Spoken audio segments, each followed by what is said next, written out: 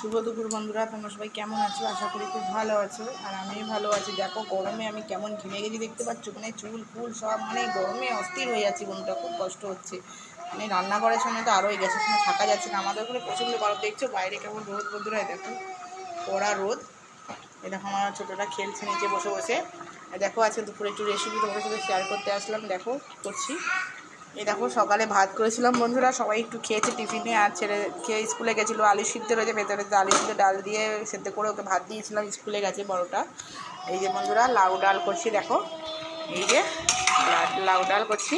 কারা কারা গরমে লাউ ডাল খেতে ভালোবাসে অবশ্যই কমেন্ট করে বলো। এই যে লোটে শাক সবুজ সবুজ, দেখো কত সুন্দর বন্ধুরা। এই যে ভোলা ভেটকি বন্ধুরা, ভোলা ভেটকির কাটা, দেখো কারা কারা খেতে ভালোবাসে অবশ্যই বলবে। আমি, আমার ছেলে, আমার বর, আমরা সবাই খুব ভালোবাসি, এই জন্য আনি আমাদের খুবই ভালো লাগে ভোলা ভেটকির কাটা। এই রেসিপি হচ্ছে বন্ধুরা। আর আমের চাটনি হবে বন্ধুরা। কাদের কাদের এই রেসিপিটা আমার ভালো লাগলো, যাদের যাদের আমার রেসিপিটা দুপুরে ভালো লেগেছে অবশ্যই লাইক কমেন্ট করো। গরমে তোমরা সবাই কেমন আছো কমেন্ট করে বলো। আমি তো খুবই মানে গরমে অস্থির হয়ে যাচ্ছি, একটুও ভালো নেই। গরম প্রচণ্ড গরম আমাদের এখানে, কড়া এবং আগুনের মতো তাপ, রোদ্দুর, বাইরে তো বেরোনোই যায় না, এত রোদ্দুর।